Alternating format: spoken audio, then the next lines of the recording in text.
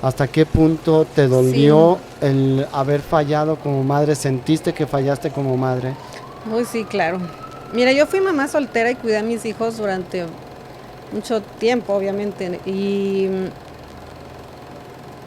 yo permitía mucho que mi hijo pudiera ver películas que a lo mejor no le hacían tanto bien a su cabeza, ¿no? Él veía mucho una película que se llama Scarface y yo decía, pues sí, la película es muy buena y el actorazo, y, o sea, pues sí, pero ¿qué era lo que estaba entrando en su cabeza? Muchas veces como papás, o yo en ese momento lo pensaba así como, ay, pues está viendo una película, o sea, y en ese momento yo no me daba cuenta lo que estaba pasando en su mente. Yo decía, pues sí, es una película, prefiero que esté en mi casa viendo una película o jugando videojuegos. Pues sí, pero ¿qué tipo de videojuegos está jugando? O sea, a él le gustaba mucho jugar Grand Theft Auto, que los que son papás pues saben de lo que estoy hablando. Y pues es mucha violencia, y yo no me daba cuenta de eso. No, al principio claro que sentía mucha culpa, porque decía, ¿en qué momento? O sea, yo a lo mejor no le enseñé buenos principios, ¿por qué hizo eso? O sea, no fue suficiente lo que yo le enseñé. O sea, claro que la culpa es lo que te mata y lo que más es como un cáncer en el alma, que dices, ¿qué onda con esto que siento, no? Y un día, pues yo llorando, hablando con mi hijo menor, Eduardo, que lo Eduardo, conoces, sí. yo lloraba, él tenía 14 años y le decía, es que ¿por qué tu hermano tomó estas decisiones? ¿Por qué esto? ¿Por qué no le importamos? Me decía, mami, acuérdate que si lo que estás pensando no te da paz en el corazón, no viene de Dios. Las cosas que nos dan paz en el corazón es porque vienen de Dios, y si no te da paz es que no viene de Dios. Cambia tus pensamientos. Y yo me ¿Eso te decía quedé, eso tu me hijo dijo de mi 14 hijo, sí. años? Y dije, wow. ¡Qué O sea, maestro! Dios hablando a través de él, porque, o sea, como él tuvo ese discernimiento para poderme decir eso, porque Dios sabía que ahí mi hijo lo iba a escuchar.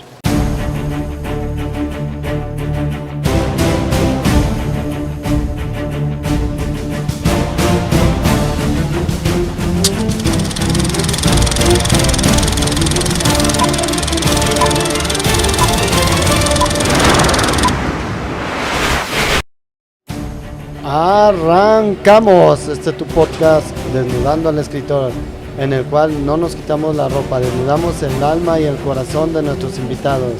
Y en esta ocasión, pues, una invitada de lujo, una invitada que nos acompaña para desnudar el alma, desnudar el corazón, con una historia especial que trae ella, con grandes personas que la han acompañado y le han ayudado a salir adelante. Y pues qué mejor que una gran persona, Azalea Ocampo. Bienvenida, muchas gracias por Muchas gracias, qué acompañarme. bonita presentación. Muchas Muchas gracias por gracias. el honor de estar aquí. ¿Cómo desarrollas tu infancia? Dices que vivían en la Ciudad de México ahora. ¿Cómo la desarrollas y cómo empiezas a soñar en esa infancia? ¿Cómo empiezas a vivir? Pues mira, yo fui hija única y yo no tenía pues niños cerca de mí. Yo viví o crecí entre adultos, entonces siempre tuve que ser así como pues crecer muy rápido, porque pues tenía como que estar a la altura, ¿no? Entonces siento que no viví como esa niñez como cualquier niño que, o sea, sí salía a jugar, pero yo siempre quería ser más grande porque ya, o sea, yo quería, pues yo nací en los 70s, entonces yo decía, yo ya quiero ir a las fiestas, ¿no? Ya quiero ir a la disco porque pues ya quiero ser grande, entonces como que viví una Sí. vida muy rápido. Fui una niña un poco solitaria por lo mismo, pero pues yo era feliz con mi abuelita, que era la que me cuidaba porque mi mamá se iba a trabajar. Mis papás se separaron cuando yo tenía 5 años. Wow. Entonces mi mamá es la que me enseñó pues a ser guerrera, a salir adelante, a que ella siempre podía. Para mí mi mamá era lo máximo, la verdad. Y lo sigue siendo, porque mi mamá para mí es un ejemplo de vida, de superación personal, de que yo puedo, o sea, de esas mujeres de antes, ¿no? Que todo lo resuelve, y de ella he aprendido pues a salir adelante y a luchar por eso que quiero. ¿Por qué se vienen a vivir a Guadalajara? Porque se me ocurrió casarme. Yo creí que todavía con tu familia, con tu mamá, ya todavía estaban No, aquí ella tus me papás. siguió después. Yo me vengo a Ah, Guadalajara primero con mis hijos. Vivíamos en una zona que no era muy buena para ellos, y entonces Dios me concedió podernos venir a Guadalajara. Y pues sí, la verdad es que nuestra vida fue muy distinta aquí en Guadalajara, y yo estoy feliz aquí, ¿no? Pero sí era pues un cambio muy grande, pero realmente aquí, gracias a Dios que estamos viviendo aquí cuando fallece Bernardo, pues nosotros llevamos una iglesia cristiana aquí en Guadalajara y de repente un día anuncian que va a haber campamentos para niños. Entonces yo dije, mis hijos tienen que ir al campamento. Bernardo no quería ir, ya estaba más grande y yo decía, pues no lo puedo obligar, pero Eduardo estaba más chico. Entonces a él lo inscribo para que vaya a los campamentos y eso fue un parteaguas para su vida porque él vivía en los campamentos cosas tan bonitas. Después él fue líder de chavitos de su edad. Después pues fue como ascendiendo ahí, se hicieron un grupo de amigos tan bonitos. Él dentro de esos campamentos después, cuando ya fue más grande, él fue proveedor de servicios ahí, de las comidas, les hacían los banquetes y demás.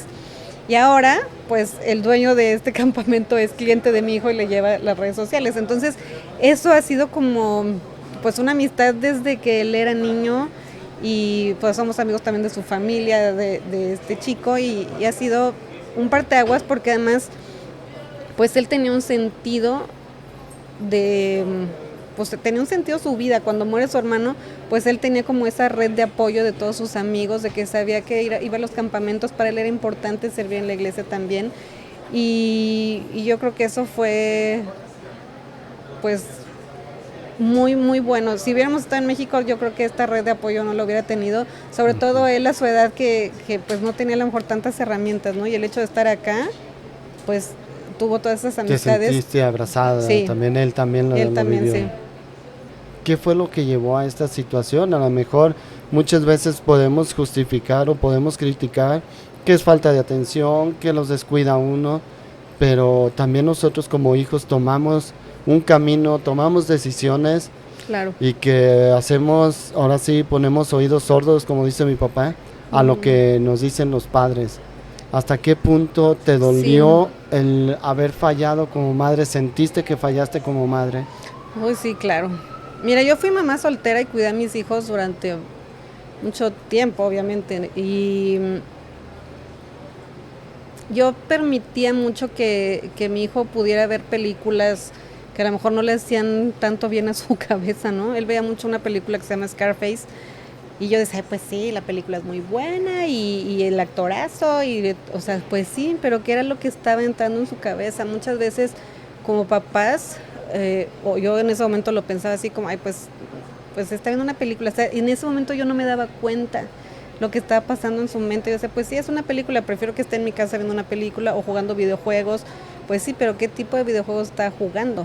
O sea, a él le gustaba mucho jugar Grand Theft Auto, que los que son papás pues saben de lo que estoy hablando. Y pues es mucha violencia, yo no me daba cuenta de eso. Entonces, cuando él crecía era un buen niño, ¿no? O sea, la verdad es que, bueno, ya sé que todos decimos, ay, mi hijo es un buen niño, ¿no? Pero era un hijo noble, era un muchacho noble, sus amigos, o sea, no es que yo lo dijera, sus amigos lo decían también, la gente que lo conocía lo reconocían. Entonces, en la iglesia, entonces era un niño de 10 en la escuela, bien portado, obediente, o sea, no era un niño vago, o sea, pues no. Entonces, y aunque pues cada quien conocemos a nuestros hijos cuando son más vagos, ¿no? También, sí. Pero la realidad es que pues algo se sembró en él en ese momento, y cuando llegamos a vivir a Guadalajara, nosotros somos de Ciudad de México, cuando llegamos a vivir a Guadalajara, pues él empezó a tener amistades que yo creo que la semilla que ya estaba sembrada en él por todo lo que ya traía en la cabeza que él veía. Pues llega una persona con la que él le promete cosas que pues él se le hace fácil irse por ese camino, y al final pues lo llevó a la muerte, ¿no? Yo decía, bueno, él ya está más grande, ya trabaja, estudia, ya, o sea, era un niño de 10, entonces ya no tengo que estar atrás de él, ya, o sea, pues ya, ¿no? Y la verdad es que, no, al principio claro que sentía mucha culpa, porque decía, ¿en qué momento? O sea, yo a lo mejor no le enseñé buenos principios, ¿por qué hizo eso? O sea, no fue suficiente lo que yo le enseñé. O sea, claro que la culpa es lo que te mata y lo que más es como un cáncer en el alma, que dices, ¿qué onda con esto que siento, no? Y un día, pues yo llorando, hablando con mi hijo menor, Eduardo, que lo conoces. Sí. Yo lloraba, él tenía 14 años y le decía, es que ¿por qué tu hermano tomó estas decisiones? ¿Por qué esto? ¿Por qué no le importamos? Me decía, mami, acuérdate que si lo que estás pensando no te da paz en el corazón, no viene de Dios. Las cosas que nos dan paz en el corazón es porque vienen de Dios, y si no te da paz es que no viene de Dios. Cambia tus pensamientos. Yo me Eso te quedé, decía tu hijo de 14 años. Sí. Y dije, wow. Qué maestro. O sea, Dios hablando a través de él, porque, o sea, como él tuvo ese discernimiento para poderme decir eso, porque Dios sabía que ahí mi hijo lo iba a escuchar. O sea, si me lo hubiera dicho cualquier otra persona, hubiera dicho, ay, tú no sabes lo que yo siento. O sea, la verdad es que se hace uno la víctima más de lo que ya estamos viviendo, ¿no? De que pensamos que nadie sufre más que nosotros. Y la verdad es que hay muchas mujeres que han perdido hijos. Mujeres que perdieron hijos también, amigas mías, me ayudaron también a darme cuenta de que, pues sí, perdiste un hijo, pero no se te acaba la vida. Tienes al otro hijo y además, pues hay un propósito en tu vida. O sea, no porque ya no tienes un hijo, ya se te acabó todo, o se te acabó, sí, gran parte, claro que sí, fue muy, muy difícil, pero hay más cosas. Entonces, o principalmente, pues mi otro hijo, ¿no? Sí. Que no lo puede dejar ahí. Entonces, claro que sí tenía mucha culpa, pero he trabajado mucho este tema en terapias. O sea, terapia así de uno a uno con tanatólogo, terapia asistida con caballos. He leído mucho, Ángel me ayudó mucho, sobre todo en el tema espiritual, el entender pues que cuando alguien fallece, en realidad no es que se muera, su alma sigue viviendo y de alguna manera ellos siguen aquí. Lo he soñado muchas veces y me ha dado mucha paz el saber que él está bien donde está, que él cumplió su propósito, y el entender que él cumplió su propósito me da mucha paz y me quita mucha carga de decir, pues es que fue mi culpa, ¿no? Porque además el ser humano en general tendemos a, es que fue mi culpa, lo que sea que pase es que fue mi culpa. Pues sí, entonces si yo tengo ese poder para que él falleciera de esa manera, ¿por qué no tenía el poder entonces de salvarlo? Y es cuando me doy cuenta que mis hijos no son míos, ¿no? O sea, cuando decimos, es que mis hijos, pues no, si hubiera sido mi hijo, si hubiera sido mío, pues yo no hubiera dejado que se fuera, pero era como que me lo arrebataron de las manos y era, o sea, no poder retenerlo. Entonces, pues sí, trabajé mucho este tema de la culpa hasta que justamente como dices, o sea, entendí que él tomó sus decisiones y eso lo llevó pues a ese resultado, ¿no? Pero sí fue un proceso largo, difícil, pero ahora el resultado es muy positivo porque ahora tengo paz y puedo pues seguir viviendo, pero ya más tranquila. ¿Lloraste mucho? Hasta que se me secaban los ojos. O sea, llegó un momento en que no tenía lágrimas. Ya no, un día desperté llorando en la madrugada. O sea, de pronto... Consciente e inconscientemente seguías llorando. Sí, o sea, yo un día así estaba dormida y de repente desperté porque estaba yo llorando. Y yo decía, ¿qué me pasa? O sea, no puedo vivir así siempre, no puedo estar así. El entender que él terminó su tiempo aquí y no había nada que hacer. O sea, ya era como el asimilar que ya no está, ya no puedes hacer nada. Entonces, tenía yo dos sopas, ¿no? O sea, o asimilo que ya no está y trato de ser feliz con lo que hay y agradecer el tiempo que Dios me lo dio, o me la voy a pasar toda la vida de víctima llorando, pues no está, pues sí no está ya, o sea, Ángel decía algo muy fuerte que, ay, se me hacía tan duro cuando daba una terapia y le decía, aparte de llorar, ¿qué más vas a hacer? O sea, ¿por qué eres tan duro? ¿Por qué les dices aparte de llorar, qué más vas a hacer? Pues sí, porque ya lloraste, pero ¿qué más vas a hacer? O sea, ¿qué vas a decidir hacer? ¿Vas a seguir sufriendo por esto?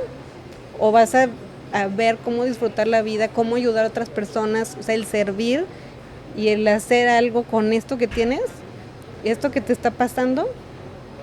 Tú decides cuál de las dos cosas quieres, y yo no quiero ser una víctima, ¿no? O sea, yo decía, no, yo no voy a ser así como, pues es que la pobrecita que se murió su hijo, es que o sea, no, yo no soy, o sea, pues sí me pasó, pero yo creo que es como cuando alguien pierde un brazo, o sea, a una persona así no le gustaría que le dijeran, pues es que pobrecito porque perdiste un brazo, o pobrecito, o sea, no somos pobrecitos, la vida es así y te pasó lo que te tenía que pasar y no tienes por qué ser como objeto de lástima de otras personas, ¿no? Entonces, yo todos los días decía, yo decido ser feliz, yo quiero ser feliz, yo no sé cómo lo tengo que hacer, pero yo decido que quiero estar feliz, yo quiero disfrutar la vida, porque además veía a mis amigas que habían perdido hijos, una amiga que tenía 3 hijos y perdió 2 de 3 en un accidente automovilístico, y era mi amiga del alma, Y yo la veía reír y ya, ahora también ya ella trascendió, pero ella me dio tanta inspiración para poder seguir viviendo, porque decía, si ella con 2 hijos que murieron puede estar así, puede reír, puede ser tan alegre, puede decir chistes, yo también puedo. Entonces me inspiraba mucho y yo decía, tengo que decidir si soy víctima o soy feliz. ¿Y qué decidiste? Ser feliz. Después de que mucho tiempo te sentiste víctima, lo sufriste como víctima, Ay, sí. tuviste... Sí, eso no quiere decir que no lo extraño. Ah, no, claro. O sea, claro que lo extraño, lo voy a extrañar toda la vida, pero ya lo veo desde otra perspectiva. ¿Cómo fue la infancia entonces de tus hijos? ¿Cómo se la llevaban tus hijos? ¿Cuánto tiempo se llevan uno del otro? Ellos se llevan 6 años. Ah, 6 años, es mucha Sí. diferencia entonces. Sí, entonces Bernardo tenía 20 cuando fallece y Eduardo tenía 14. No, es una edad donde se nota mucho la disparidad. Muchísimo. Y ellos cuando estaban chicos, pues sí vivimos un tiempo con su papá, pero pues él era alcohólico, no era algo muy bueno para ellos, entonces pasamos cosas muy difíciles. Nos separamos y 2 años después de que nos separamos más o menos fue cuando nos venimos a Guadalajara. Entonces, pues sí fue una infancia un poco difícil para ellos porque había veces que no teníamos muchos recursos económicos, a veces sí, yo de repente vendía postres puerta por puerta o luego me metí a trabajar de mesera. Entonces, o sea, yo buscaba cómo, porque si no, yo decía, pues si su papá no me da dinero, yo tengo que, como muchas mujeres mexicanas, ¿verdad? Que andamos siempre buscando cómo lo resolvemos para darle de comer a nuestros hijos y para darle lo que necesitan. Entonces, hace poquito me decía mi hijo que él aprendió a sacar costos de lo que vendes de comida, porque él aprendió a los 10 años a hacer esto por necesidad. Lo que le gustaba. Sí, porque él me dice, mamá, es que yo quiero dinero. Ah, pues trabaja, ¿no? O sea, trabaja, vende tu arroz con leche y los iba a llevar a las tienditas. Ajá. Y entonces él empezaba a ganar dinero. Entonces, pues claro que lo enseñé a que sacara costos de lo que iba a vender para que hubiera una ganancia, si no, no iba a tener pérdidas. Entonces, pues fue como mucha enseñanza de trabajo para mis hijos también. Yo decía, yo no quiero que ellos vivan lo que yo viví, de que yo era una niña consentida al ser hija única. Mi mamá me metía en una escuela privada, en un colegio privado, y era así como de la princesita. Entonces yo no aprendí a hacer nada, no era buena para la escuela, a mí no me gustaba la escuela. Y entonces yo decía, yo les tengo que enseñar a mis hijos a que hagan algo que los ayude a salir adelante si no les gusta la escuela como a mí, ¿no? Gracias a Dios pues sí les gustó, pero no sé, pueden pasar tantas cosas que yo decía, si no tienen trabajo, lo que sea que suceda, que puedan salir adelante. Entonces, pues yo les enseñé. Y ahora mi hijo pues se dedica, te digo, a lo de las redes sociales y fue justamente pues lo que iba aprendiendo y ahora le va muy bien. Pues es que cuando aprende uno desde chico, te das cuenta que la apertura que puedes generar, el conocimiento, el trato con las personas, eso se llega a dar y se amplía mucho el mercado de acción. Entonces, él, si dices, a los 10 años empezó a promover, a vender, a llevar el arroz con leche a las tienditas. Entonces, sí. Es una manera que pues, que muchos de nuestra edad lo trabajamos. Yo a mí me tocó vender gelatinas tocando puertas de casa en casa, igual. ¿Y qué tal? Pero eso me abrió el conocer, el no tener miedo a aventurarse uno, a no saber que si un día no hay dinero, que me pasó, pues que no iba a ser todos los días, sino que había la oportunidad que al siguiente día, haciendo algo, exacto, íbamos a poder tener la oportunidad de generar, de traer y de apoyar, porque no también cuando estamos chicos apoyar a nuestros papás. Entonces creo que eso le abrió esta oportunidad y que ahora, como dices, lo aprovecha y él está ayudando a muchas personas y ahora con lo que él hace, con lo que él trabaja. Sí. Sí. Sí, principalmente a mí me ayuda con mis redes sociales y gracias a eso pues podemos ayudar a muchas personas en el tema, como te decía, del retiro, y conozco personas, me llegan de Estados Unidos, de México, de Canadá, de todos lados me llegan personas y podemos ayudar a personas gracias a eso, ¿no? A que no se nos cierren las puertas. ¿Qué es lo que haces ahora que dices del retiro? ¿A qué te refieres y apoyar en el retiro? Doy asesorías de pensiones para el retiro, planes privados de retiro. Es una planificación para que al momento que las personas se retiran, pues no se vayan o sigan trabajando hasta el día que se mueran, ¿no? Yo veo los cerillitos en el supermercado Y muchos de ellos pues tuvieron una carrera, tuvieron buenos trabajos, pero al final no supieron cómo o cuáles herramientas tenían para que pudieran irse con una pensión muy buena, aunque hubieran ganado bien toda su vida. Y aparte mis papás también tienen una pensión bien bajita justo porque no sabían cómo poder tener una mejor pensión.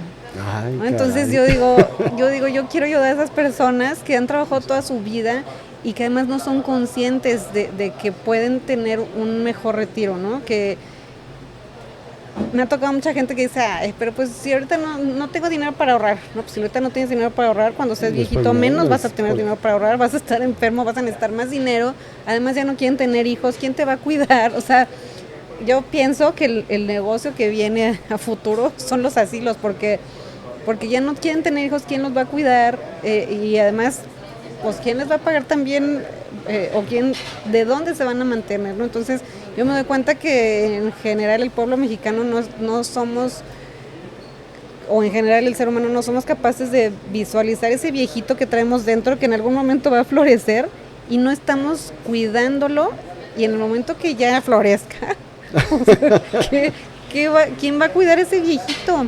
¿Con qué recursos? Entonces eso es lo que yo hago. Y me encanta poder ayudar a las personas a crear conciencia, enseñarles esos escenarios donde pueden visualizar que pueden tener un mejor retiro y cuidarse ellos mismos desde ahorita. Muy bien. Pero ¿qué pasa? Creo que es algo lo que haces cuando alguien ya se retiró, cuando alguien ya no sabe que tiene la oportunidad de recibir una pensión o que a lo mejor puede ampliar la pensión que está recibiendo. ¿Cómo ayudas tú a las personas? Mira, aquí lo más importante es la planificación antes de pensionarse. Porque una vez que ya se pensionan y que firman la resolución de pensión en el IMSS, ya no hay nada que hacer, es irrevocable. Entonces es muy importante tener una asesoría antes de... Pero sí he tenido muchos casos de que de una pensión a lo mejor de 8,400 pesos, que es la mínima aquí en México en este año 2024, pues pueden lograr una pensión de 50, 60 mil pesos dependiendo o sea, es de la estrategia. Sí, muy fuerte, como de 8 a 50, pues le resuelve la vida a las personas. Exactamente, por eso me gusta mi trabajo, porque además hay personas que en su vida han utilizado el Infonavit y tienen un dinero ahí, que lo tienen pero no lo tienen, porque lo tienen ahí pero no les genera ningún rendimiento, no lo pueden utilizar, no lo pueden invertir tampoco. Entonces lo que hacemos es utilizar ese recurso para invertirlo en su modalidad 40, por ejemplo. O personas que son de la ley nueva, de la ley 97, donde les van a pagar su pensión con el dinero que tienen en Afore. Bueno, pues ahí también está para llorar. Sí, estamos fritos, ¿sabes? Sí, entonces ahí lo que utilizamos es un plan de ahorro. Manejamos mucho los planes de ahorro, el famoso PPR, Plan Privado de Retiro, donde pues lo pueden hacer deducible, tienen beneficios fiscales, tienen el seguro de vida, seguro de invalidez. O sea, son muchos beneficios los que se tienen con ese plan de ahorro. Y entonces puedan ahorrar para ese viejito que traemos dentro todos y que mira, hay instrumentos donde pueden ahorrar que les puede dar una mensualidad en lugar de la pensión del IMSS, que pues no les va a alcanzar cuando son ley 97, y que puedan tener esos instrumentos que le den esa pensión que el seguro no les va a dar, ¿no? Entonces es cuestión de educación financiera. O sea, yo me doy cuenta que nos hace mucha falta este tema de educación financiera, y por eso me gusta mucho lo que hago, porque es concientizar a las personas y todos los días estar ahí. Me dicen, es que te veas en la sopa. Pues sí, esa es la idea, que es como el refresco ¿no? En la Coca-Cola, que lo veíamos de niños en todos lados, hasta por la nariz te lo metían, pero pues es la idea. O sea, que te acuerdes de que tienes que ahorrar para ese viejito que traes dentro. Yo por lo que dices, y a veces a mí me preguntan ahí en mi oficina, ¿qué se puede hacer con el fondo de Infonavit? Si alguien no lo llegó a utilizar, el fondo de la pensión, pero en este caso lo que es el Infonavit, que muchas veces yo me ha tocado ver, antes que estaba mucho más fácil para checar lo del fondo que tenía cada persona ahí con su número de seguro y fecha de nacimiento, yo llegaba a ver personas con 200, 300 mil pesos en su fondo de Infonavit. ¿Qué se puede hacer? ¿Se puede sacar? Porque yo tenía entendido que no se podía hacer nada, morían y se perdía, y Infonavit era el que recogía y se quedaba. ¿Se puede hacer algo? ¿Cómo se puede trabajar eso? Sí se puede hacer algo, pero es dependiendo de cada caso la estrategia que se utiliza. Entonces ahí es importante pues revisar el caso de cada quien para ver como se puede hacer, no importa si está aquí en Jalisco o fuera de Jalisco, pero pues ya les diría cuáles sean los requisitos y el proceso, porque pues si es un dinero, como te digo, pues sí lo tienes ahí, pero no lo tienes, ¿no? Entonces, ¿cómo rescatarlo? Hay dos maneras. Una es cuando ya se pensionan por ley 73, pues sí se puede retirar ese recurso, hasta ahorita sí se puede. Recordarás que antes el Infonavit no se entregaba justamente, si no lo utilizaban, pues no se les entregaba. Cuando entra Fox a la presidencia, dice, bueno, ese dinero hay que entregárselos a los trabajadores, porque pues es un dinero que generaron ellos, ¿no? Entonces se los entregan al momento de la pensión. Lo que no sabemos es si con este gobierno, el que venga, qué ideas traigan o qué vayan a hacer, pero si de repente dicen ya no se los entregamos, pues ese dinero le salieron alas y ya no lo vas a ver, ¿no? Entonces, eso es con la ley anterior, pero con la ley nueva, al momento de pensionarse el dinero del Infonavit no se los dan. Hay gente que dice, sí, sí te los dan, no. Y en la página de Infonavit viene, o sea, este recurso de Infonavit no te lo dan con la ley nueva.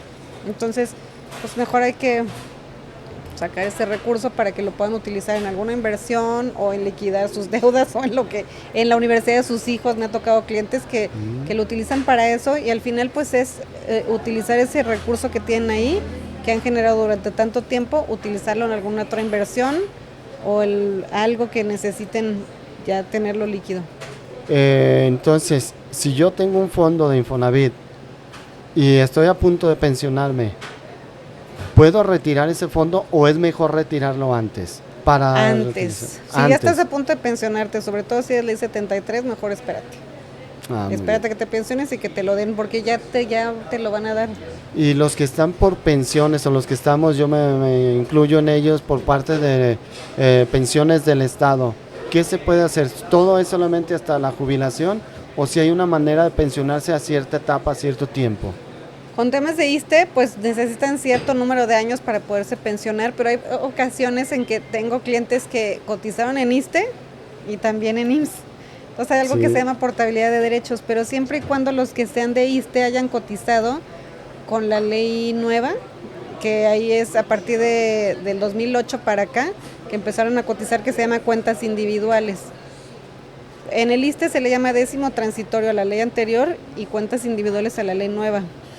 Pero en el tema de ISSSTE, si cotizaron en ese tiempo de 2008 para acá, sí se puede hacer algo que se llama portabilidad de derechos. Se juntan los años trabajados en ISSSTE con las semanas cotizadas de IMSS, y entonces le suma más semanas al IMSS y puede tener una pensión más alta, porque las semanas cotizadas en IMSS es como una moneda de cambio para el IMSS. A mayor número de semanas cotizadas tengas a partir de 500, pues tu pensión es más alta. Es como una moneda de cambio junto con la modalidad 40. Ahí es donde se potencializan las pensiones y pueden llegar a 50, 60, 70 mil pesos. Entonces son esos dos factores que se deben tomar en cuenta. Entonces las personas sí pueden retirarse con una buena jubilación, con esta manera de apoyarlos, con esta investigación que tú haces para poder encontrar ahí los puntos de poder rescatar, que prácticamente ya lo decías tú, es dinero que nos van quitando a quincena por quincena, mensualidad por mensualidad, dependiendo de cómo tengamos nuestras percepciones. Entonces no es ni siquiera de dinero del gobierno que nos va a regalar, no. Es lo que nosotros generamos, lo que los intereses fueron generando. Así es, fíjate, el Infonavit, el patrón aporta el 5% de lo que tú ganas. Ese 5% que aporta el patrón, pues tú lo generaste con tu trabajo, lo aportó el patrón, pero por tu trabajo, porque tú estás trabajando ahí. Entonces ese dinero pues te pertenece porque fue gracias a tu trabajo, ¿no? Aunque el patrón lo haya aportado, pues tú lo generaste con ese trabajo, entonces claro que te corresponde. Claro. Y pues sí he tenido muchos testimonios, ahí en mis redes sociales están algunos de ellos, donde mis clientes dicen, ya recibí el dinero de Infonavit y lo utilicé para comprar o para pagar una deuda. No tengo específicamente un cliente que me acuerdo mucho, Eric de Ciudad de México, sí, que recibiendo el dinero lo utilizó para que su mamá pagara su modalidad 40 y entonces pues ahí le cambia la vida, porque la señora de recibir una pensión de 8,000 pesos, pues puede recibir una de 20,000 con el dinero que el hijo le pagó porque él era hijo único y dice, mi mamá me dio tanto durante tanto tiempo que lo que yo quiero es ayudarle a que ella tenga un mejor retiro. Ese es uno de los casos. Otro pues es ley 97 y lo utilizó para invertir en un negocio también él está en Ciudad de México. Y así tengo muchos casos donde la vida les cambia, ya sea por la inversión que hacen o el ahorro que hacen, porque al final el ahorro que hagan les va a servir para algún negocio dentro de 5 o 10 años. Y la gente está acostumbrada a que ahorra a lo mejor en una tanda y en 10 semanas ya tiene el dinero, ¿no? Aquí a lo mejor son planes a mediano o largo plazo, pero la recompensa es mucho más alta, porque ese dinero que tú ahorres durante 10, 15, 20 años, pues eso te va a ayudar a que en el momento que te retires, pues puedas utilizar ese dinero para que te genere un rendimiento mes con mes, o que lo inviertas en algún negocio o algo que te dé esa mensualidad, ¿no? Pero es tener esa visión a largo plazo. Entonces esto no es para decir, ¿sabes qué? En un año, en 2 años, No. en 15 días. Es pensar siempre un proyecto. ¿Cuál sería, digamos, un proyecto que tú pudieras ofrecer para una persona, no sé, que ya está a punto de jubilarse de 55 años? ¿Se puede hacer algo todavía? Sí, mira, volvemos a lo mismo. Si es ley 73, pues podemos hacer una planificación para pagar su modalidad 40. Hay clientes que tengo que ya tienen el dinero suficiente para pagar su modalidad 40, ya tienen planificado. Son pocos los que lo tienen ya ahorrado, que dicen, sí, o vendo una casita o un terreno o algo, pero lo voy a pagar. Pero ¿qué pasa con las personas que ya se pensionaron y tienen lana y dicen, bueno, ¿qué hago con este dinero? Y tienen hijos que les preocupa porque son unos ninis o porque la ley del IMSS ya cambió y no van a tener pensión. Entonces lo que hacen es trascender. O sea, ¿qué es lo que queremos los seres humanos? Trascender y dejarle algo a nuestros hijos, dejarle algo a nuestros nietos. Hay gente que hace un ahorro para pagar la universidad de sus hijos, de sus nietos. Si ese abuelito, que ya le va bien, ya no tiene que mantener hijos, ya tiene su pensión y puede ahorrar para la universidad de su nieto, ya sabe que en algún momento ese señor pues se va a fallecer y ese seguro de vida le puede dejar al nieto para dejarle pagada la universidad. Entonces ese es un gran regalo. O sea, imagínate el nieto que recibe el dinero del abuelito que le dejó pagar la universidad. O sea, ese es un gran legado para el nieto o los papás. Que No, dices, y el bueno, peso encima que le quitan los padres, porque claro. no es fácil, no Sí. es barata la universidad. Sí, eso sí es uno, pero si son 2 o 3, o sea, ya es un gran apoyo para ellos poderles dejar ese gran regalo, ¿no? Entonces no es nada más pensar en tu propio retiro, sino qué le voy a dejar, o los esposos que dicen, bueno, mi esposa nunca trabajó en una empresa o trabajó mientras éramos muy jóvenes, pero me han tocado muchos clientes que los asesoro y que la esposa dejó de trabajar mucho tiempo en una empresa, pero en su casa, ¿qué tal trabajaba, no? O sea, cuidando a los hijos y llevándolos y trayéndolos y haciendo de comer, o sea, es mucho más trabajo y al final, pues ella no va a tener una pensión. Pero, ¿qué tal si ese hombre hace un ahorro de ya de la pensión que tiene y le deja ese seguro de vida a la esposa? Para que ella, de por sí ya sabemos que cuando alguien fallece es algo bien difícil. Sí. Y todavía batallar con dinero, o sea, es peor. Pero, ¿qué tal si cuando ya te vas y le dejas a tu esposa algo donde ella pueda llorar a gusto, ¿no? O sea, el tiempo que necesite llorar sin estarse preocupando de ese dinero que además el esposo ya no va a aportar, porque además las pensiones, aunque por ley le toca una pensión por viudez a la esposa, a la mera hora es muy tardado, a veces no se las quieren dar, entonces no hay como que un seguro de vida, se lo entregan a la esposa y ella ya tiene algo con que poder sobrevivir mientras el esposo ya no está aportándole lo que le daba cada día, ¿no? No, pues qué interesante toda esta parte de lo que trabajas. Regresando un poco, yo conociendo un poco tu historia, recuerdo el momento cuando tú conoces al doctor Ángel Aguilar. Tú traías un problema físico muy fuerte. Yo ahí recuerdo un poco qué era lo que tenías y cómo fue que fuiste sanando en esta situación, que no era fácil, no estabas tú como para poder sanar tan fácil como, por decir algo así, fácil, por cómo se dieron las cosas. Pero ¿qué fue esa etapa de tu vida? ¿Cómo la viviste? Ya ni me acordaba de eso. Bueno, yo tenía principios de artrosis, de artritis, me dolían mucho las manos. Yo pues perdí mucha fuerza por lo mismo. Quienes viven esto o han vivido esta enfermedad, pues es difícil, porque además cuando hace frío pues ya te duelen las manos, no tienes mucha movilidad, aparte ya me dolían las rodillas, así como una viejita, ¿por qué me pasa esto, no? Y un día Ángel me hizo me dio una terapia de descodificación emocional, porque, bueno, él era terapeuta descodificador. Y entonces él, lo que él aprendió fue que todas las enfermedades tienen una raíz emocional, que las enfermedades en realidad no existen, sino que todas tienen una raíz emocional y esa raíz o esa emoción que tú guardas, que es generada por un sentimiento, ¿no? O sea, si por ejemplo tú te enojas y o sea, ya te enojaste y no te duró más de un minuto, pero tú, o sea, con el sentimiento y el resentimiento y entonces vas guardando eso y eso es lo que te genera la enfermedad. Entonces, así como eso, pues todas las emociones que nos van generando las enfermedades. En este caso, pues era la artrosis, es el hecho de que me decía que yo quería tener el control de muchas cosas y fue justo después de que falleció mi hijo, que yo tenía estos dolores de artritis y me hizo un ejercicio de sanación donde pues de pronto yo sentía así como un guante como de plástico pero invisible, ¿no? Ajá. Que no te dejaba... No, o sea, cuando me hizo este ejercicio de sanación, como Ajá. que algo me cubría, como si me iba sanando, no sé ni cómo explicarte, y de repente, y yo como que no me la acaba de creer, yo decía, no, yo creo que pues ya no me duele, pero, porque además lo que me preocupó es que me empezaron a doler las manos en tiempo de calor, así como ahorita, entonces yo decía, si en calor me duele, en frío no me voy a poder ni mover.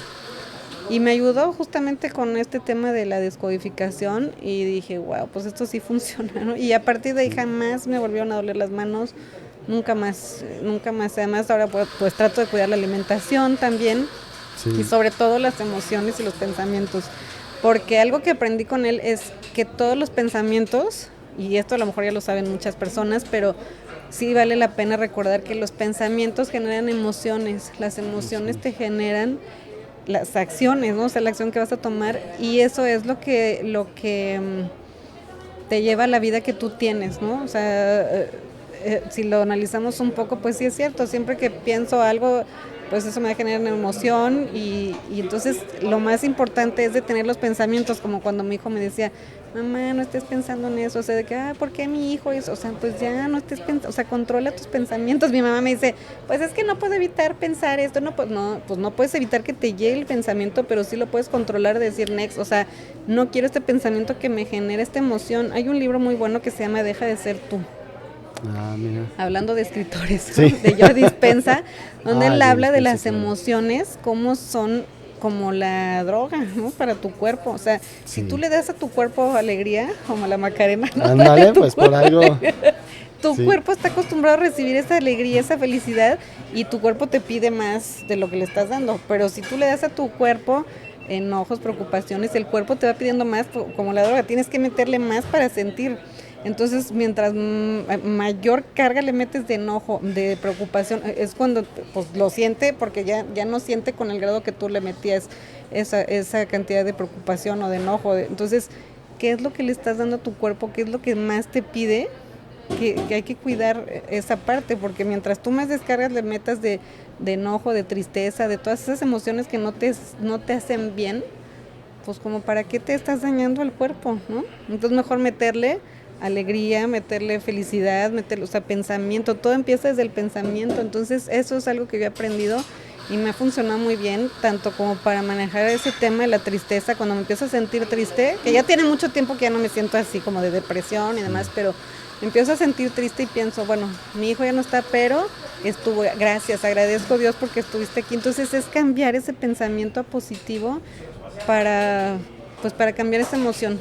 Yo cuando me detecto que empiezo a estar triste, me pongo a hacer cosas que digo, no, esto me da alegría. O le hablo a una amiga, ¿qué onda? ¿Cómo estás? Nos vemos. O si en ese momento no la puedo ver por la hora o lo que sea, pues pongo música que me gusta o me pongo a hacer alguna meditación. Pero es cambiar el chip, porque algo que aprendí en el tema del duelo es las etapas que pasas del duelo, ¿no? O sea, que yo antes lo entendía como algo lineal, como que, pues pasas del enojo a la negación, bla, bla, bla, y luego, pues, como que ya pasaste todas estas y luego que Ángel justamente me enseñó cómo las emociones, o así lo entendí yo, como algo que vas avanzando como en círculo, como en ciclo. Casi como una espiral. Ajá, entonces él me dijo una vez, cuando recién falleció mi hijo, me decía, las etapas del duelo las tienes que vivir y mientras más veces las vivas, porque además de repente yo decía, es que si yo ya voy como, estuve triste y luego me siento como que ya estoy más contenta y me siento mejor y luego regreso a la tristeza o al enojo,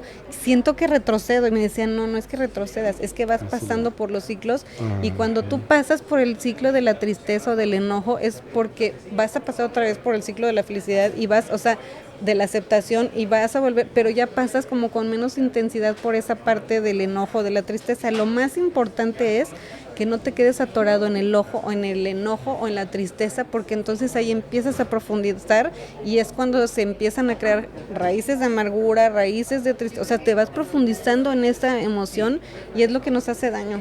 Y me hacía mucho sentido, dije, sí, es cierto. Entonces cuando me detecto que estoy enojado, estoy triste, digo, no quiero estar en este estado, o sea, next, le muevo para estar y sobre todo estar pensando en el tema de seguir creando, seguir generando, cómo ayudo a las personas, cómo hago más de lo que estoy haciendo, cómo lo hago mejor. Entonces pensar en positivo, en qué más puedo crear o hacer para ayudar a otras personas y eso pues a la vez me ayuda a mí también. ¿Qué te motiva a ayudar a las personas? Pues como te decía hace rato, el hecho de saber, por ejemplo, con mis papás que tienen una pensión tan bajita, digo, yo sé que le puedo ayudar a una persona a hacer la diferencia, porque de repente me dicen personas, clientes que les he dado asesoría, dicen, es que me ayudaste, o sea, hasta les cambia la cara, me doy cuenta así que hasta se hacen así, sí. Cuando algo les cae el 20, así como, es que eso no lo había visto así, esto que me estás enseñando, estos números que me estás diciendo, como me lo estás explicando, yo no lo había visto así, y hay gente que llega y me dice, pues es que yo ya vi, o sea, se sienten así como bien conocedores del tema, y, pues sí, está padre, ¿no? Pero cuando ya ven estos números de la manera en que se los planteo, dicen, wow, o sea, yo esto no lo había visto de esta forma, ¿no? Entonces, eso me llena de alegría y de satisfacción porque digo, ya le cambié la vida a esta persona. Hay una historia de Mafalda, que Susanita Mafalda va aventando las estrellas de mar que están en la orilla del mar y las avienta de regreso al mar. Y le dice a Susanita, ¿para qué las regresas al mar si de todos modos, pues hay muchas, nunca vas a acabar y se van a morir de todos modos? Pues sí, pero para esta ya hice la diferencia porque va a seguir viviendo y las sigue aventando al mar. Entonces, eso mismo pienso que digo, bueno, hay muchos mexicanos que yo sé que no van a tener una buena vejez porque no tuvieron un ahorro, no hicieron un patrimonio, pero hay quienes sí van a lograr un buen retiro y esos son los que importan, los que sí quieren hacer un cambio. Sí, máximo ahora que vemos tantos problemas en los fondos de pensiones, en los fondos de seguro, así es. Que a nivel en Europa, en muchos países están sufriendo esta situación por dos condiciones. Y en Europa, fíjate. Por dos condiciones. Una es la falta ya de efectivo y la otra es el tiempo de vida que se tenía programado que se iba a lo mejor, por decir algo, a aprovechar o a utilizar ese fondo de pensión. Así que es. Estaba entre los 8, 15, 20 años, donde ahorita una persona se pensiona, se jubila a los 60 años, 65, vive 90, son 25, 30 años los que tiene que continuar esa pensión apoyando. ¿Y de dónde Pero lo van a si sacar? no hay el fondo, ¿qué es lo que va a pasar? ¿Qué expectativas hay en este sentido? ¿O qué es lo que ofreces tú ya con esta situación? Pues justo eso, o sea, yo sí me doy cuenta de ese colapso que se avecina si no hacemos algo por nosotros mismos, ¿no? Entonces, pues justo es por eso crear conciencia del ahorro, porque no va a haber dinero que sustente las pensiones, porque ahora se habla mucho de que las pensiones, que se van a ir con la pensión más alta que tienen. En primer lugar, si alguien que cotiza con 50,000 pesos mensuales o 60,000 pesos mensuales, no le van a dar la pensión más alta que tiene, lo máximo que le van a dar son 16,000 pesos, y eso mientras haya de dónde pagarle esa pensión a esa persona, o sea, no es garantía que hasta que se muera le van a dar esos 16,000, entonces no va a haber dinero que le alcance, entonces ¿quién se va a hacer cargo de esa persona? Y justo como dices, o sea, antes la esperanza de vida era 60, 65 años, ahora ¿cuántas personas hay de 80, 85 años? O sea, ¿quién va a mantener a esas personas? Si no te haces cargo tú de tu propio ser, de tu propio viejito que va a florecer, claro, que lo traes dentro de ti, entonces, ¿quién va a ver por ti? Si no eres tú, o sea, nadie te va a venir a rescatar. O sea, ni Dios, dicen, es que Dios me lo va a resolver, dámelos de vida. Pues sí, así pensaban muchos cerillitos que están en el súper y que ahora, o sea, pues sí lo siguen viviendo y demás, y están trabajando porque no tienen ese dinero que los pueda mantener ellos mismos. Entonces, es como crear conciencia y hacer esa planificación de ahorro justo para que no les pase lo que otras personas. Sí. ¿En qué momento inicias tú con esta asesoría? ¿Tuviste problemas económicos? ¿Te asesoraron a ti? ¿Te llamó la atención? ¿O cómo inicias tú con esta parte? ¿Te preparaste para hacer esto? Sí me he preparado, pero llegué aquí por casualidad, la verdad. Sí he vivido cosas muy difíciles económicamente, ahorita gracias a Dios ya me va mucho mejor. Pero pues claro que con 2 hijos y siendo mamá soltera, pues era muy, muy difícil. Obviamente en ese tiempo yo no ahorraba. Quisiera un momento poder dar talleres para mujeres mamás solteras porque pues sé lo que es vivir eso. Pero Yo creo que yo llego en 2008 a Guadalajara y empiezo a trabajar en Bancomer en Afore. Entonces ahí es donde yo me doy cuenta de esta desigualdad de por qué cambia la ley. Porque antes las personas que cotizaban en el IMSS eran muchos y los que se iban pensionando eran pocos. Entonces era la pirámide de la base, pues eran los que aportaban y los que exactamente y los que se iban o los que se pensionaban pues eran menos, entonces los soportaban. Ahora se invirtió esa pirámide y quienes aportan son menos y quienes reciben son más y durante más tiempo. Entonces obviamente eso colapsa. Entonces cuando yo voy haciendo conciencia de todo esto digo, es que las personas necesitan ayuda, de que alguien les diga, o sea, necesitas hacer algo por ti. Entonces, cuando muere mi hijo, que yo, pues, que te digo que tengo todas esas pérdidas, pues me alejo de este mundo de las asesorías y la Afore y demás. Pero cuando conozco a Ángel, que estoy trabajando con él durante 6 años, y me doy cuenta, él daba talleres, daba conferencias, y yo me doy cuenta cómo transformaba la vida de las personas con lo que les iba diciendo. Yo decía, qué bonito, yo quisiera hacer algo así. Pero yo estaba así como un poco perdida de que cuando hace como 3 años después de la pandemia me habla un amigo que trabajamos en Bancomer juntos y me dice, ¿por qué no regresas a hacer lo que hacíamos? Yo ya me había ganado un viaje a Cuba en ese tiempo, después de que falleció mi hijo me lo gané por cumplir metas y entonces yo dije, pues sí quisiera. Me dice, te puede ir muy bien otra vez, te va a ir mejor y aparte puedes ayudar a más personas. Le dije, es que yo mis clientes ya, o sea, tiene muchos años que yo ni hablo con ellos, no sé ni por dónde empezar. Y mi hijo me dice, ¿por qué no empiezas con redes sociales? No, qué miedo, ¿cómo voy a hacer eso? Los TikTok es para chavos, qué pena. Bueno, empezamos con redes sociales y de ahí me empezaron a llegar los clientes.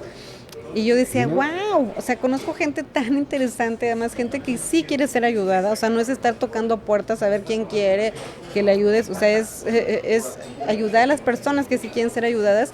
Y entonces se acercan a mí y yo me doy cuenta en este inter de cuánto es tan importante que las personas vean por su futuro. Entonces, pues han sido como varios factores, ¿no? O sea, entre la casualidad y que ya me ha gustado entenderle a este tema de que las personas tienen que ahorrar, ¿no? Tienen que construir un patrimonio, no es suficiente con tener una casa ahora, es ahorrar, porque además pues es diferente a antes, el poder adquisitivo no es como cuando nuestros papás o nuestros abuelos compraron su casa, ya no es así. Ya no es tan fácil, ya no es tan buen negocio invertir en una casa ahora. Ya no, sí. Entonces las cosas ya cambiaron y la forma de pensionarse también ya cambió. Sí, fíjate, yo cuando te preguntaba en relación a eso que tenías, yo no sabía esto de lo que decías, tus problemas con lo de la artritis, principios de artritis. Yo recordaba otra situación, creo que no sé si era en el páncreas o el hígado, una situación así, no fue contigo. Gracias a Dios, no. Que yo estaba con esa situación, como que creía que era eso. Cuando conoces al doctor Ángel, ¿qué es lo que viste tú? ¿Cómo lo conoces a él? Yo lo conozco a él y a ti los conozco por medio de unas conferencias que lo acompañas a él. ¿De dónde conoces tú al doctor Ángel Aguilar? Porque nos conocemos desde la iglesia. De la iglesia donde nos congregábamos, ahí pues yo lo conocía de lejos y luego por circunstancias de la vida empezamos a trabajar juntos, ahí empezamos pues ya como a relacionarnos más y pues hicimos muy buena mancuerna ahí, además también con mi hijo que nos empezó a ayudar con los temas de las redes y demás, pues hicimos ahí muy buen equipo.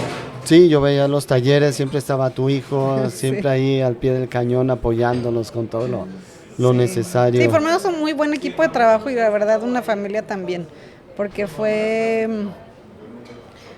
un gran pilar en nuestra vida y me atrevo a decir que nosotros en la de él también, porque pues tuvo una familia otra vez y nosotros también, o sea, volvimos a poder vivir esa parte de familia y de darnos ese amor que cada quien necesitaba, ¿no? Entonces fue una etapa muy bonita de nuestras vidas.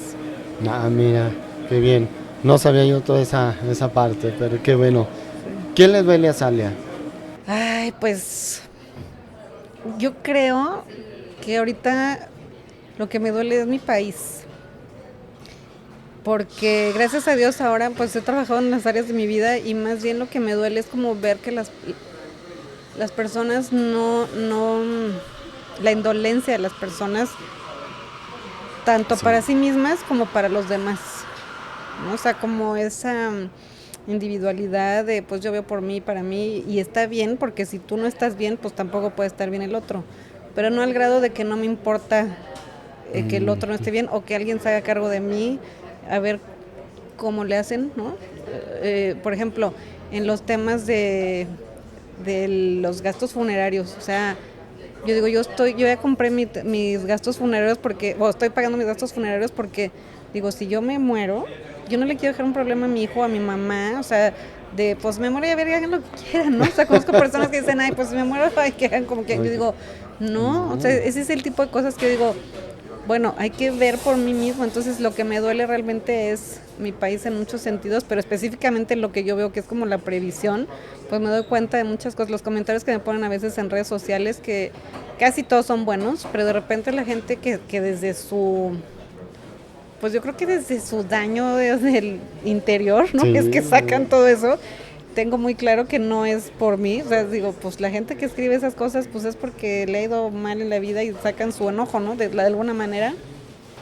Pero sí me doy cuenta de que hace falta preocuparse más por cada uno de nosotros como ya en el futuro, ¿no? O sea, como no ser tan, pues me vale, ¿no? Que hagan a ver qué hacen mis hijos conmigo, sí, o a ver qué hacen mis hermanos conmigo, si no tienes, o sea, eso es lo que creo que me duele ver ese tipo de cosas. Pero a mí en la vida, en general, gracias a Dios, creo que estoy en la mejor etapa de mi vida. ¿Qué te inspira?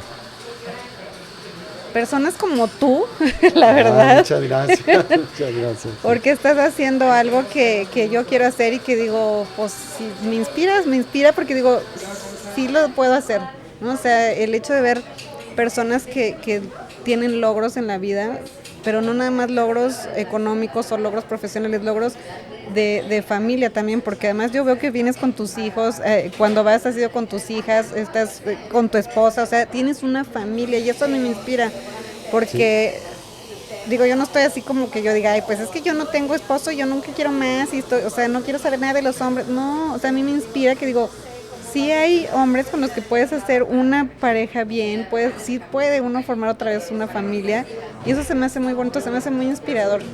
Mira, de hecho, es parte de lo que me inspira a mí también, este podcast, el darnos a conocer, dar a conocer que los escritores somos más comunes, más corrientes que mucha gente, que hay gente que ha escrito sus libros, hay gente que como tú lo tienen, expresan y soltamos, así como lo dijiste tú, para mí ha sido también una catarsis el escribir, porque sana uno, el libro es un proceso de sanación, de trabajo, pero que también suelta uno todo ese, muchas veces traumas, frustraciones, emociones que no se anima uno a hablar, pero sí lo puedes escribir.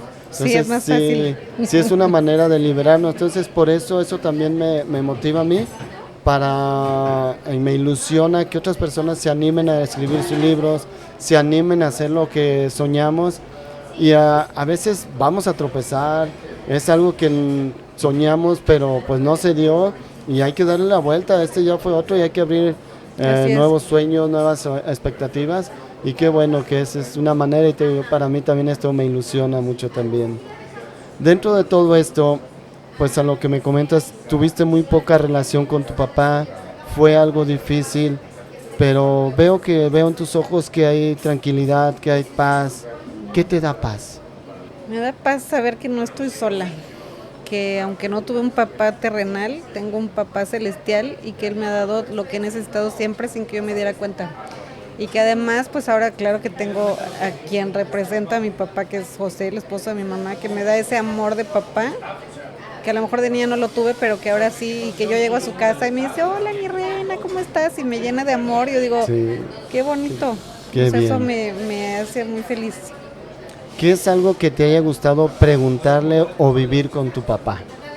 Pues yo creo que yo veo a papás, tenemos unos amigos que son mis vecinos también, que tienen una bebé de 1 año y la carga con tanta ternura y ella tiene esa certeza de que está ahí el papá y sabe que viene a cargarlo. O sea, eso, yo digo, qué bonito, yo hubiera querido vivir eso a lo mejor con mi papá, ¿no? Y con el papá de mis hijos también, porque no fue tan así. Entonces, eso es algo que yo digo, sí me hubiera gustado vivirlo.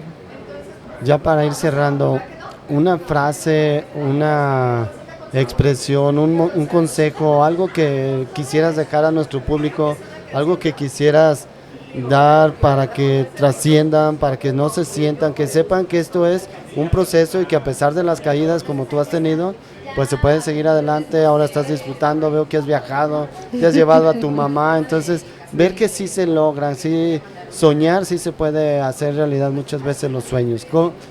¿Qué consejos, qué frase nos pudieras regalar?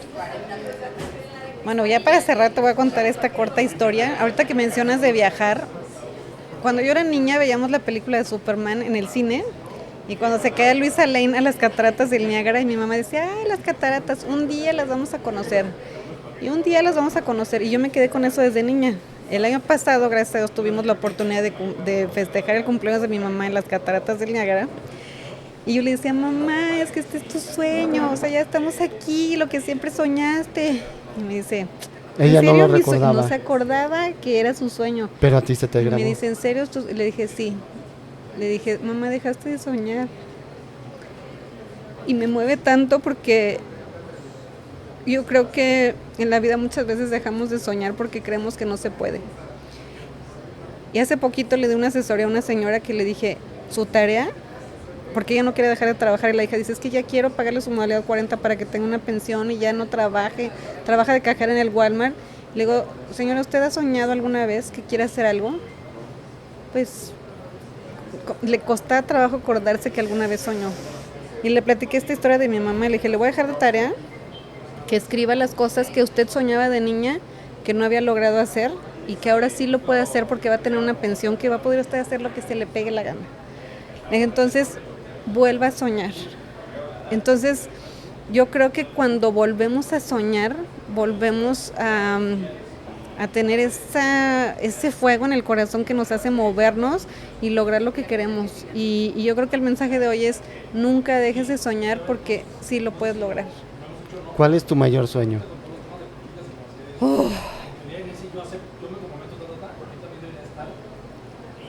Justo eso, fíjate que no sé, porque he logrado ya tantos sueños. Fíjate que yo tenía el sueño de viajar por el mundo, todavía no viajo por el mundo, pero el año pasado pues tuve la bendición de viajar a 3 países, que fue Brasil, Canadá y Colombia. Este año fui a Las Vegas y a Disney, que la verdad fue un viaje de ensueño. Yo nunca creía poder viajar así, y eso era uno de mis sueños y lo estoy cumpliendo. Entonces yo creo que tengo que volver a trabajar en los sueños que quisiera, pero yo creo que uno de mis sueños es volver a tener una pareja con quien pueda compartir y ayudar a muchas personas como lo hice con Ángel, porque no lo había pensado, pero creo que sí es eso, poder hacer en pareja, porque creo que juntos podemos hacer más cosas. Si yo sola puedo hacer y esa otra persona puede hacer sola, pero juntos poder hacer cosas más grandes, ese sí sería mi sueño, fíjate. Fíjate, me viene aquí a la cabeza de un gran amigo, Jorge Serratos, hacer sinergia. 1 más 1 igual a 3. Así es. Entonces se multiplica, mira qué manera de cerrar con este sueño. Fíjate, tú qué dices, invitas a la gente a soñar, y cómo muchas veces nosotros no soñamos, o sea, cómo ahorita te quedaste pensando, caray, yo estoy soñando, he dejado de soñar y tú acabas de comentar, o sea, es un sueño que ahora te viene a la mente, el estar en pareja, el poder compartir y la idea de ese complemento que puede ser una pareja que esté contigo a tu lado. Así es, para que hagamos más cosas más grandes. Claro, pues más que nada agradecido, qué emoción, qué paz, qué tranquilidad, estar con personas como tú, como lo decías ya, el ver a las personas, estar con personas, cómo nos da muchas veces tranquilidad, energía y mucha emoción. Sí, muchísimas gracias, Carlos, muchas gracias por invitarme y estar aquí. Gracias, pues agradecerles, amigos, este fue un podcast, un capítulo más de Desnudando al Escritor. No dejen de estar viéndonos cada viernes 7:30 de la tarde, y agradecemos en especial a Ser Editorial, al licenciado Francisco González, a Café Exprésate por las prestaciones brindadas en este espacio. Muchas gracias, saludos y un fuerte abrazo.